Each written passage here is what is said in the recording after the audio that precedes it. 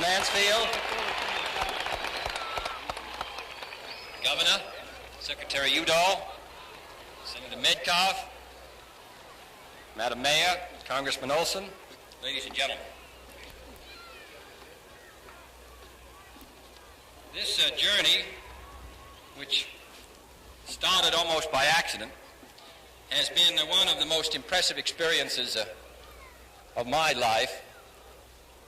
We live in the city of Washington in a rather artificial atmosphere. Washington was deliberately developed as a government city in order to remove those who were making the laws from all the pressures of everyday life. And so we live far away. We talk about the United States, about its problems, its powers, its people, its opportunity, its dangers, its hazards. But we're still talking about life in a somewhat removed way. But to fly as we have flown in the short space of 48 hours from Milford, Pennsylvania, to Ashland, Wisconsin, to Duluth, Minnesota, to North Dakota, to Wyoming, to Montana, back to Wyoming, back to Montana, and then to go to the state of Washington and the state of Utah this evening, shows anyone who makes that journey, even in a short period of time, what a strong, powerful, and resourceful country this is.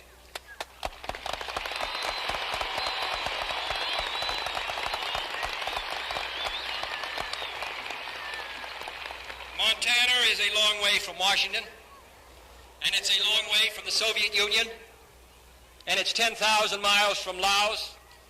But this particular state, because it has, among other reasons, concentrated within its borders some of the most powerful nuclear missile systems in the world, must be conscious of every danger and must be conscious of how close Montana lives to the firing line which divides the communist world. We are many thousands of miles from the Soviet Union, but this state, in a very real sense, is only 30 minutes away. The object of our policy, therefore, must be to protect the United States, to make sure that those over 100 Minuteman missiles which ring this city and this state remain where they are. And that is the object of the foreign policy of the United States under this administration, under the previous administration, and under that of President Truman. One central theme has run through the foreign policy of the United States, and that is, in a dangerous and changing world, it is essential that the 180 million people of the United States throw their weight into the balance in every struggle, in every country, on the side of freedom. And so in the last years, we have been intimately involved with affairs of countries of which we never heard 20 years ago, but which now affect the balance of power in the world, therefore the security of the United States, and therefore the chances of war and peace. I know that there are many of you who sit here and wonder what it is that causes the United States to go so far away. It causes you to wonder why so many of your sons should be stationed so far away from our own territory, who wonder why it is, since 1945, that the United States has assisted so many countries. You must wonder when it's all going to end and when we can come back home. Well, it isn't going to end. And this generation of Americans has to make up its mind for our security and for our peace, that what happens in Europe or Latin America or Africa or Asia directly affects the security of the people who live in this city, and particularly those who are coming after. I make no apologies for the effort that we make to assist these other countries to maintain their freedom, because I know full well that every time a country, regardless of how far away it may be from our own borders, every time that country passes behind the Iron Curtain, the security of the United States is thereby endangered.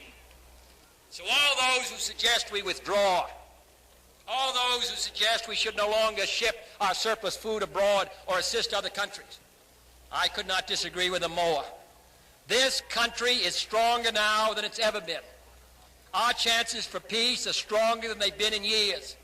The nuclear test ban, which was strongly led in the Senate of the United States by Mike Mansfield and Lee Metcalf, is, I believe, a step towards peace and a step towards security, and gives us an additional chance that all of the weapons of Montana will never be fired.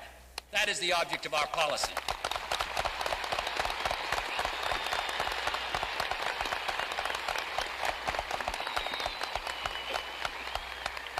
So we need your support. These are complicated problems which face a citizenry. Most of us grew up in a relative period of isolation and neutrality and unalignment, which was our policy from the time of George Washington to the Second World War, and suddenly, in an act almost unknown in the history of the world, we were shoved onto the center of the stage. We are the keystone and the arch of freedom. If the United States were to falter, the whole world, in my opinion, would inevitably begin to move towards the communist bloc. It is the United States, this country, your country, which in 15 to 18 years has almost single-handedly protected the freedom of dozens of countries who in turn, by being free, protect our freedom.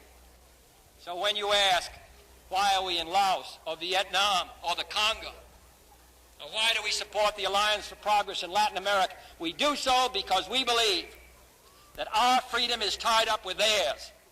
And if we can develop a world in which all the countries are free, then the threat to the security of the United States is lessened. So we have to stay at it. We must not be fatigued. I do not believe that the test ban treaty means that the competition between the communist system and ourselves will end.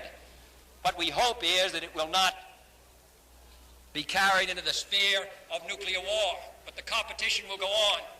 Which society is the most productive? Which society educates its children better? Which society maintains a higher rate of economic growth? Which society produces more cultural and intellectual stimulus? Which society, in other words, is the happier? We believe that ours is. But we should not fool ourselves. If the chance of war disappears to some degree, other struggles come to the center of the stage. The solution of every problem brings with it other problems. And therefore, this society of ours is, in a very real sense, in a race. And therefore, I want to see all of our children as well educated as possible.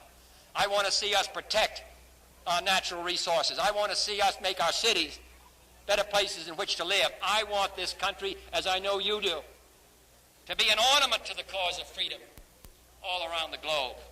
Because as we go, so goes the cause of freedom. This is the obligation, therefore, of this generation of Americans. And I think that in the last 18 years, reviewing what we've done, we have every reason to feel a sense of satisfaction.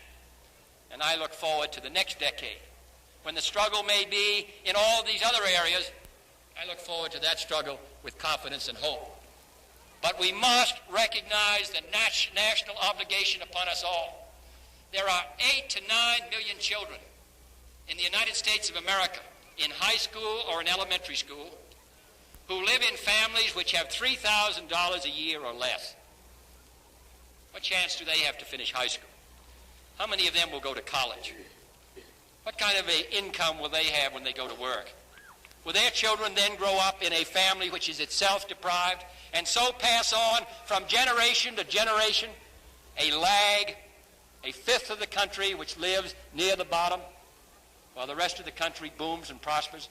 It is the obligation of government, speaking on the will of the people, that we concern ourselves with this phase of our resource development, our children, 9 million children who are growing up without the opportunity available to yours. And then they drop out of school, and then they lose their chance. So we have a lot to do in this country.